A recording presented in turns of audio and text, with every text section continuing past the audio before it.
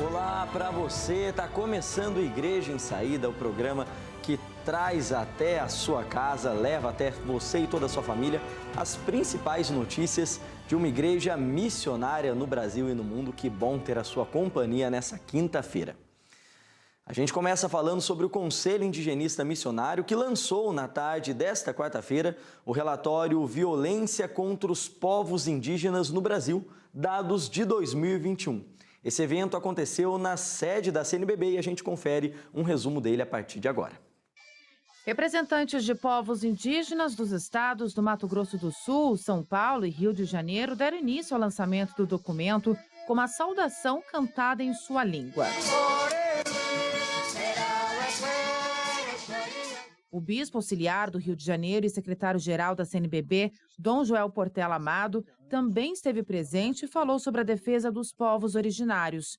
A representante do povo Guarani Yandeva, vice-cacique Neuza Cunha Tacua, falou sobre o peso que os povos têm como defensores do planeta e também do prejuízo do marco temporal para os territórios. A gente está cansado de carregar todo o planeta nas nossas costas. Nós indígenas, crianças, mulheres, os idosos, os jovens, estão cansados de carregar o planeta nas costas. Venham vocês também ajudar a carregar nosso planeta nas nossas costas? Vocês podem fazer isso?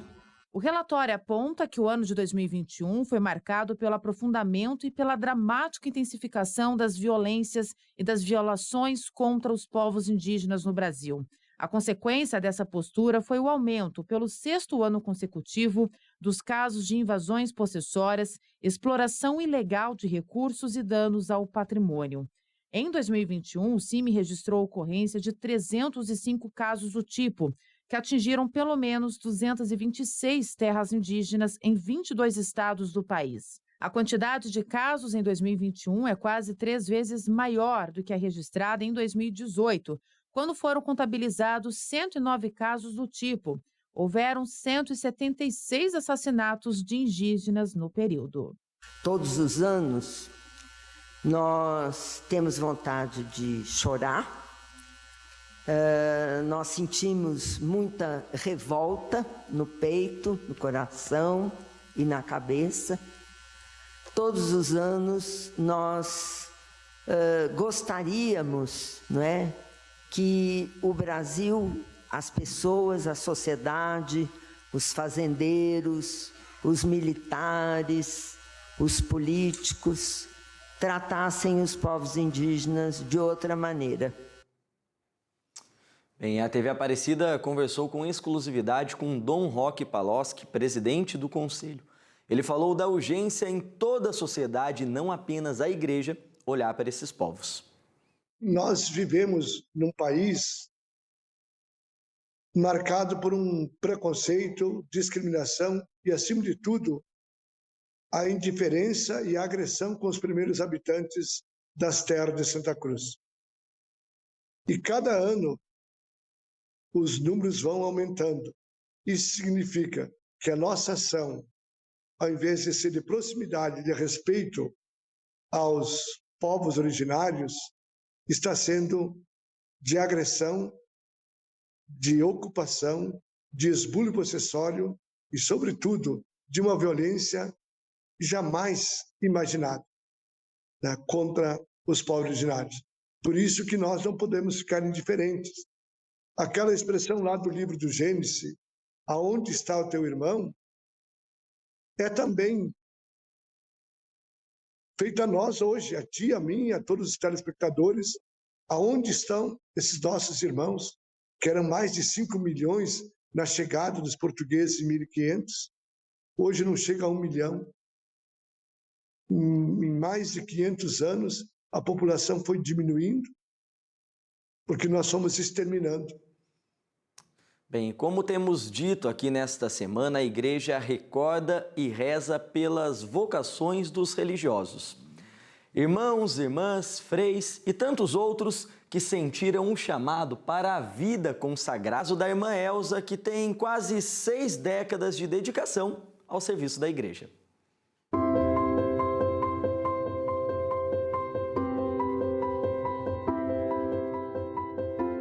doação total, entrega total a Deus. Para mim, a consagração é isso, é você esquecer de si, dos seus projetos, né? E se entregar totalmente a Deus. A irmã Elza já dedica quase 60 anos da sua vida à vocação religiosa. Desde muito cedo já carregava consigo a vontade de se entregar a Deus. Desde criança, eu acho que Deus já foi me atraindo, né? Eu lembro que minhas brincadeiras preferidas era celebrar a missa, era brincar, né, com as coisas de Deus, né? Então, acho que eu fui crescendo assim. Foi em agosto de 1962 que ela finalmente atendeu ao chamado de Deus. Eu me lembro, né, do dia, do momento, assim como nítido, né? O momento que Deus disse, é agora, né? E então foi até no dia 2 de agosto de 1962, eu tinha 17 anos. Então eu estava exatamente na igreja, né, matriz da nossa cidade lá de Votuporanga, e fui para rezar, pedir a indulgência, né? E aí me veio assim nítido para falar com o frei que estava aí para atender a confissão, né? E eu fui falar com ele que eu tinha esse desejo. E ele foi assim tão acolhedor, né? E já me orientou. E foi assim uma coisa tão rápida que eu escrevi para as irmãs, elas já me responderam e marcaram a minha entrada para o dia em janeiro, né, de 1963. Durante a caminhada para seguir a vocação, Elza encontrou alguns obstáculos, inclusive dentro de casa. Quando eu recebi a resposta das irmãs, que elas me aceitavam, né, e orientando como eu devia fazer, eu deixei a carta aberta em cima de uma mesa. E aí minha mãe acabou vendo, né? E aí ela ficou assim muito angustiada. Ela disse, né? Ficou mesmo como que ia acontecer isso, não é? Ninguém na família tinha seguido essa vida. Foi assim bastante difícil. Aí e meu pai também, né? Mas aí eles foram conversando e eu fui rezando e viram aonde eu ia morar, não é? As irmãs. E aí ficaram tão sossegados, entendeu?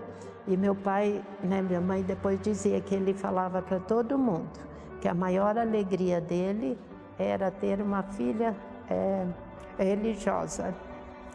Eu até fico emocionada mesmo. A irmã entrou para a congregação das franciscanas do Coração de Maria, que atuam em várias frentes de trabalho. Em Taubaté, a irmã Elza trabalha com crianças e adolescentes. Para ela, é uma forma de atender a Deus. Então a gente sente que é uma missão mesmo, uma missão que Deus confia para nós, não é? O cuidado dessas crianças e adolescentes, de recuperar a vida, a autoestima, não é? A possibilidade, assim, que eles entendam que eles têm possibilidade de viver uma vida digna.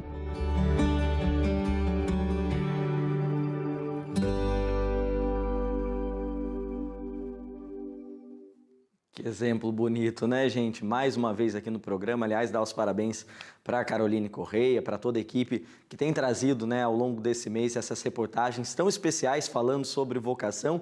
E que exemplo da irmã Elza, eu já tive a oportunidade de ir lá no Lar Santa Verônica, conhecer de perto esse trabalho que eles fazem com crianças, com pessoas em situação de vulnerabilidade social. E é um trabalho que transforma vidas. E imagina você aí de casa, que alegria poder olhar para trás na sua vida, depois de 6 décadas de vocação e ver uma história tão bonita e ter orgulho de contá-la. Por isso, fica aqui os nossos parabéns para todas essas pessoas que constroem essa história das irmãs e, claro, para a irmã Elza, então, por esse serviço, essa dedicação à igreja, que mais vocações assim surjam em nosso meio, né? Pessoal, lembrando para vocês, antes do programa encerrar, que esse programa, Igreja em Saída, se faz com a sua participação. A gente quer mostrar aqui exemplos como o da irmã Elza e tantos outros pelo Brasil que mostram que nós vivemos, que nós fazemos uma igreja missionária, uma igreja em saída. Então não se esqueça, se você tem aí uma boa história na sua comunidade, na sua família, tem um evento que vai acontecer ou que já aconteceu, você tem fotos, vídeos para compartilhar, é só mandar no e-mail que está aparecendo aí na sua tela, igrejaemsaída@cnbb.org.br, que a gente vai mostrar aqui, tá bom? Pessoal, o programa de hoje está acabando, lembrando que eu espero você para a gente terminar a semana juntos amanhã, tá bom? Um beijo, fiquem com Deus, tchau, tchau.